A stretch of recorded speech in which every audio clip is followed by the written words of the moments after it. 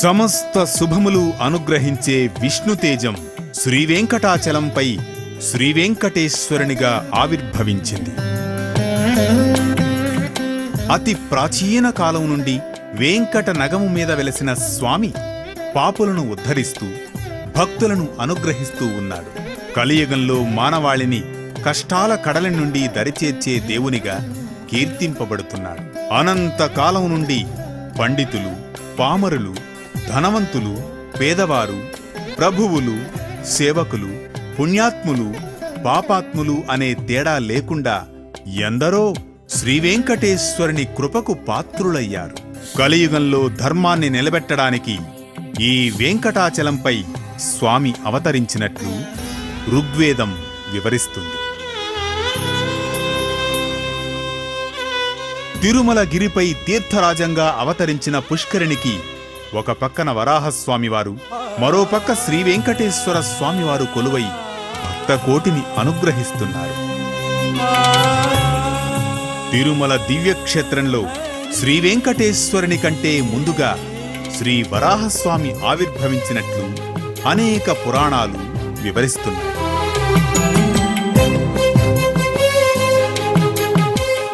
ఒకానొక సందర్భంలో బ్రహ్మమానస పుత్రులు సనక సనందనులు విష్ణుదేవుని దర్శించడానికి వైకుంఠం చేరుకున్నారు. అక్కడ కావలి ఉన్న జయ విజయులు ఈ మహర్షులను అడ్డగించారు. మహావిష్ణు దర్శనం కాకుండా అడ్డగించిన జయ విజయుల్ని రాక్షసులుగా జన్మించమని శపించారు సనక సనందనులు. వారే హిరణ్యాక్ష హిరణ్య కశ్యపులుగా కశ్యప ప్రజాపతికి దితికి జన్మించారు.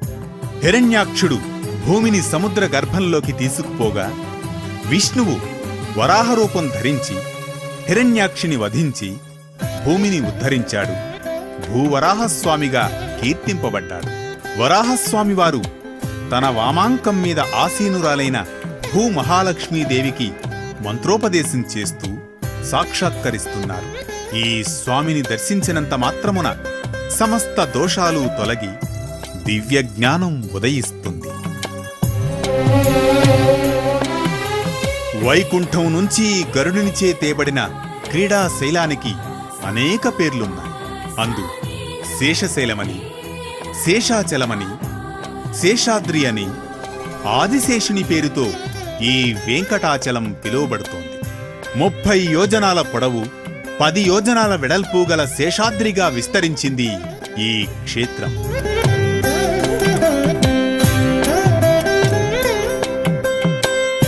శేషుని పడగ శ్రీనివాసునికి నివాసమైన వెంకటాద్రిగా, వెనుక భాగం నరసింహస్వామికి ఆవాసమైన అహోబిలంగా మారింది. 30 ఆమడల పొడుగు,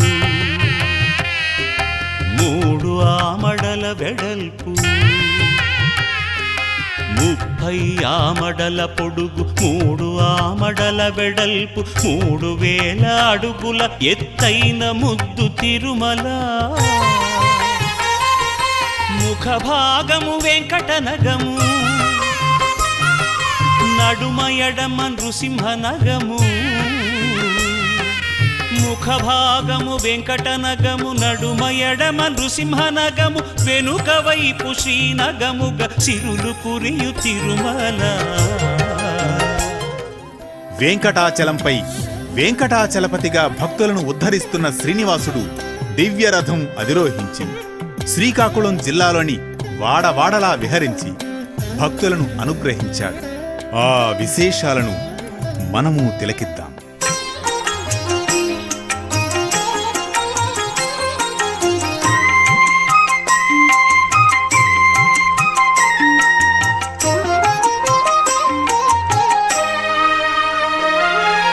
వీధి వీధి వాడే వాడే వీడే వీడే చలగీని ఆదిదేవుడు శ్రీ వెంకటాద్రి మీదటను.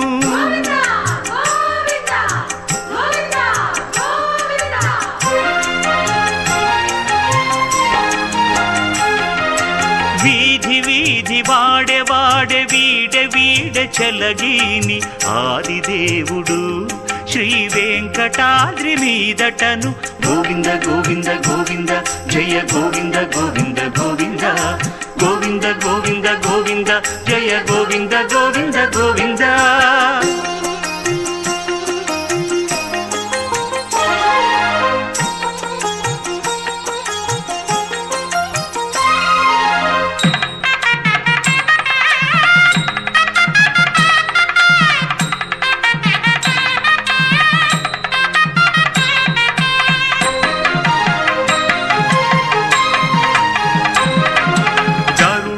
ధ్వజంబదే ఘన విష్ణురథమదే సరిశంఖ చక్రములు శార్ంగమునదే హరియందు మీదట ఆయత్తమై ఉన్నాడదే హరుల నెల్ల గెలిచి అమరుల గావను వీధి వీధి వాడే వాడే వీడే వీడే చెలగీని ఆదిదేవుడు శ్రీ వెంకటాద్రి మీదటను గోవింద గోవింద గోవింద జయ గోవింద గోవింద గోవింద గోవింద గోవింద గోవింద జయ గోవింద గోవింద గోవింద.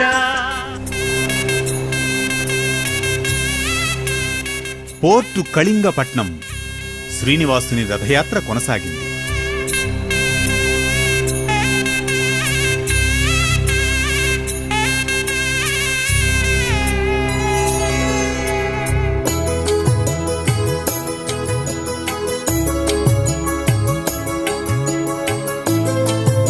వీధి వీధిన వెంకట విభుడు భక్తులకు దర్శనమిచ్చాడు.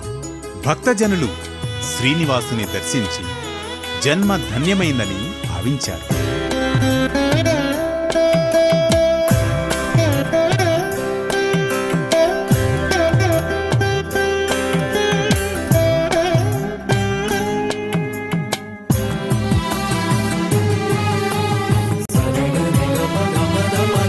దయగలిగిన భగవంతుడు ఆయా దేశ కాలాలలో ఒకరిని అనుగ్రహించడం మరొకరిని నిగ్రహించడం జరుగుతుంది. పేదవారైనా గొప్పవారైనా స్త్రీలైనా పురుషులైనా వయస్సులో చిన్నవారైనా వయస్సు మళ్ళినవారైనా వారు భగవంతుని యందు చూపిన భక్తి ప్రపత్తులను అనుసరించే భగవంతుడు వారిని అనుగ్రహిస్తాడు. ఎవరు సర్వేశ్వరుడైన శ్రీవెంకటేశ్వరుని అనుగ్రహం కోరుకుంటారో వారు అవశ్యం స్వామియందు అనుకూలతను ప్రదర్శించాలి. ఈ శ్రీవారి రథయాత్రలో శ్రీనివాసుని రథం వద్ద ఎంతో సానుకూలంగా శ్రీవారిని సేవించిన దృశ్యాలు కనువిందు చేస్తున్నాయి. బంగారు గరుడనిపై నీవు వీధులేగా చెంగట శ్రీ వెంకటేశ సిరులు మోగే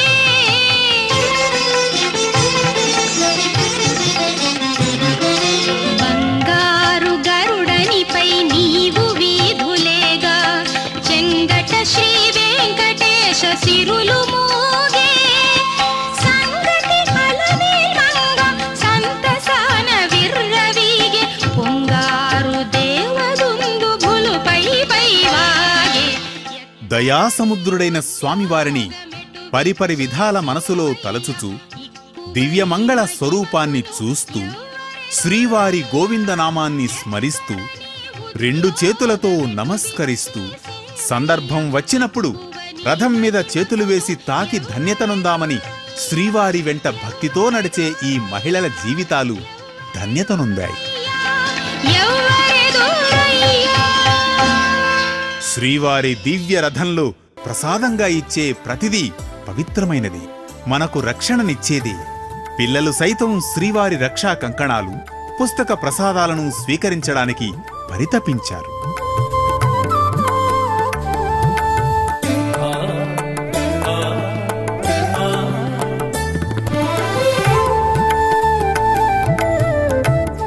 ఎంతో శ్రద్ధతో దేవస్థానం సిబ్బంది అందరికీ కంకణాలు, కలకండ ప్రసాదం, పుస్తకాలను పంపిణీ చేశారు. అవి అత్యంత అపురూపమైనవిగా భక్తులు స్వీకరించారు.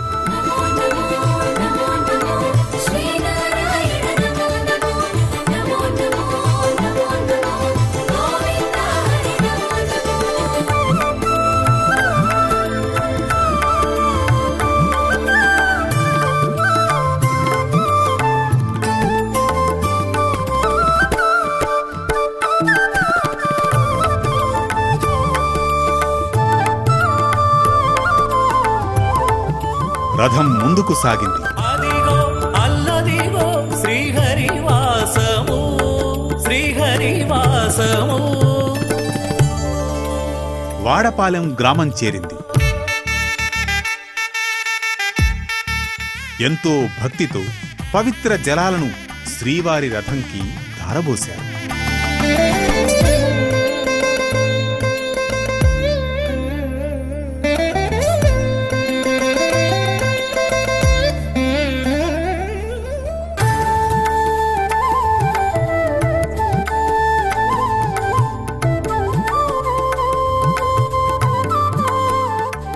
ఈ జన్మలో చేసిన పుణ్యం ఈ జన్మకే కాకుండా మరు జన్మకు కూడా లభిస్తుందంటారు. ఎంతోమంది భక్తులు శ్రీవారికి ఫలపుష్ప జలాదులు సమర్పించారు. తెలుసో తెలియకో ఒకరు ఆచరిస్తున్నారు, మనము ఆచరిద్దామనో, గ్రామ పెద్దలు చెప్పారనో ఏదో విధంగా శ్రీపతిని సేవించడం పుణ్యప్రదమైంది. జన్మ జన్మలకు పుణ్యం లభించేది.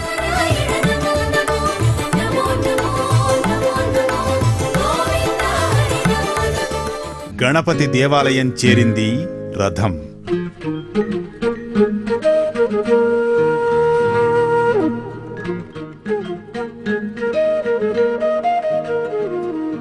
ఆకాశాన్ని చూస్తున్న ధ్వజస్తంభం.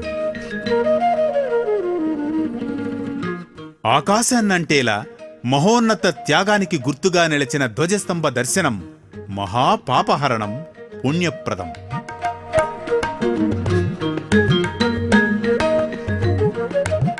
ఇది గణపతి పంచాయతన దేవాలయం. భగవద్ శంకరాచార్యుల వారిచే ప్రతిపాదింపబడిన ఒక అర్చనా విధానం.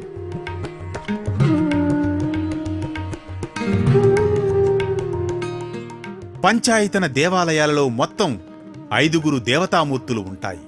అందు ఏది ప్రధానమైన దేవతామూర్తియో ఆ దైవాన్ని మధ్యలో ప్రతిష్ఠించి మిగిలిన దేవతలు 4 మూలలా ప్రతిష్ఠించి అర్చిస్తారు.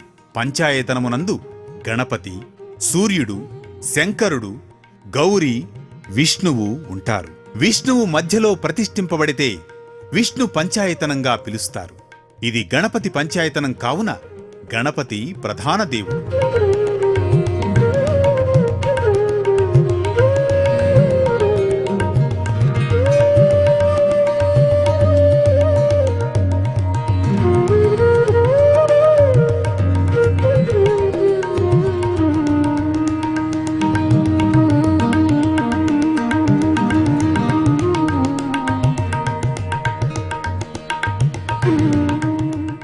గణపతి మూషిక వాహనుడు.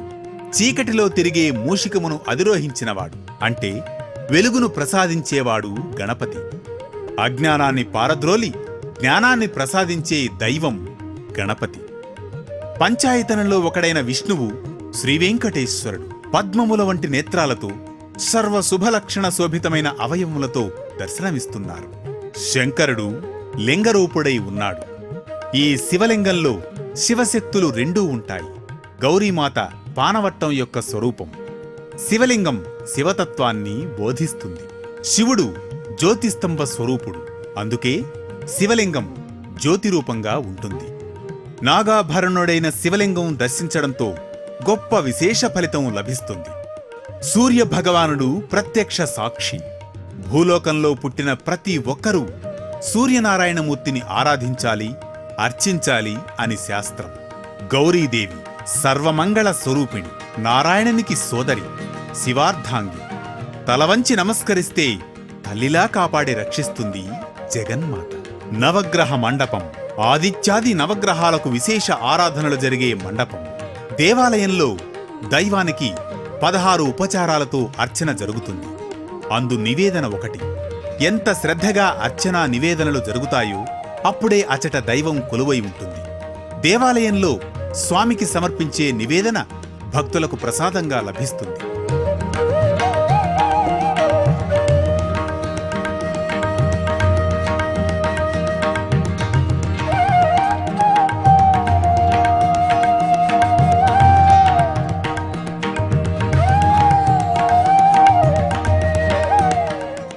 శ్రీనివాసునికి సుప్రభాతం నిర్వహించారు. మేలుకొనవే నీలమేఘవర్ణుడా, వేళ తప్ప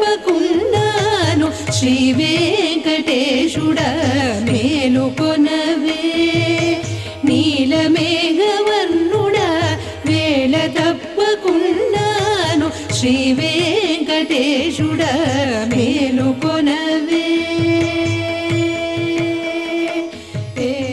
బ్రహ్మాండ నాయకుని భక్తులు వరుస క్రమంలో నిలిచివచ్చి దర్శనం చేసుకున్నారు.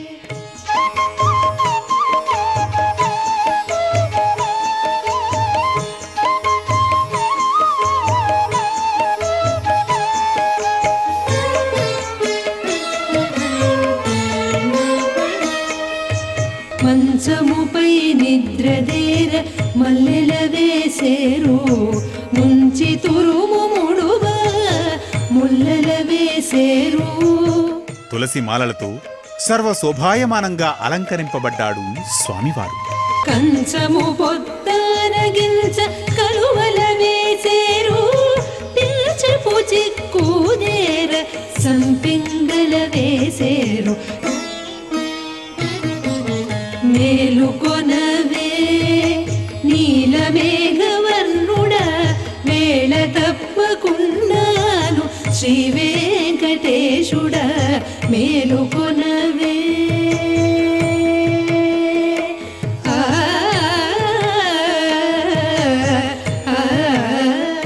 శ్రీవారి దివ్యరథం సుప్రభాత సేవ అనంతరం గ్రామ గ్రామాన పర్యటించేందుకు సంసిద్ధమైంది.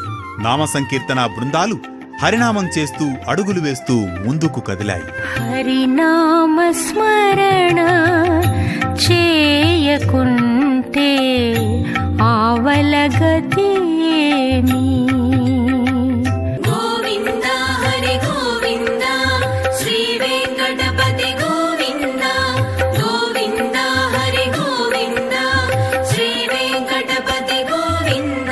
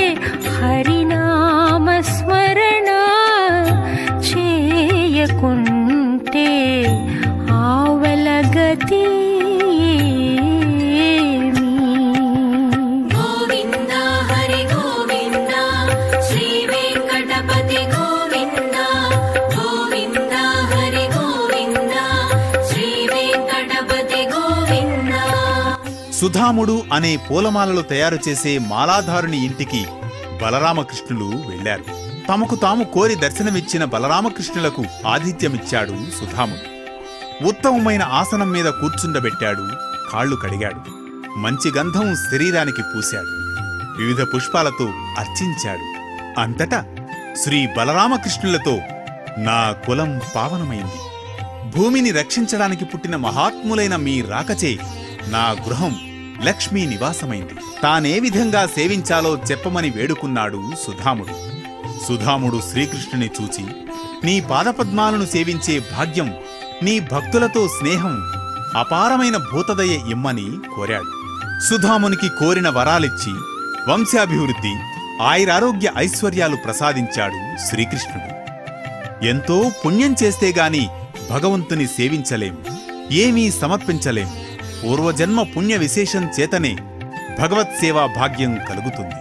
ఎంతో వైభవంగా భక్తి శ్రద్ధలతో శ్రీవారికి ఆహ్వానం పలికారు, అతిథి సత్కారాలు చేశారు. వృద్ధాప్యము ప్రాప్తించకమునుపే ఉత్సాహం బులి ముడకమునుపే నిర్ధనులై దిగులు పడుటకు మునుపే నేత్రాలను పొరగప్పకమునుపే హరినామ స్మరణ చేయకుంటే ఆవలగతి.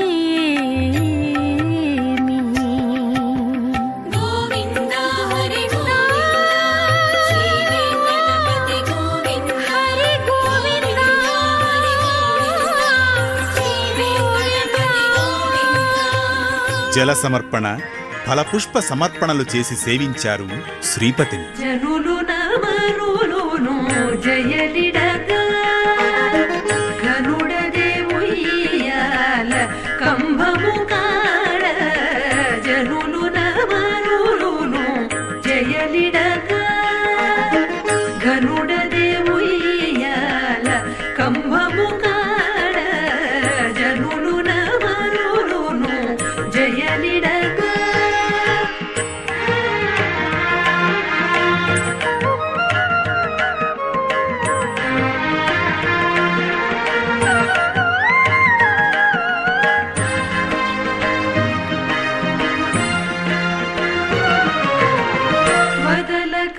వలసిన వారికి వరములు ఎదురెదురైత నిచ్చుచును.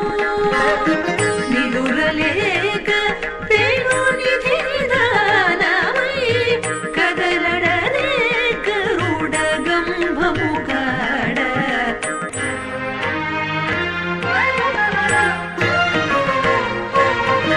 జనులు నమరులును జయలిడ. తరువాత రథం ముందుకు సాగింది.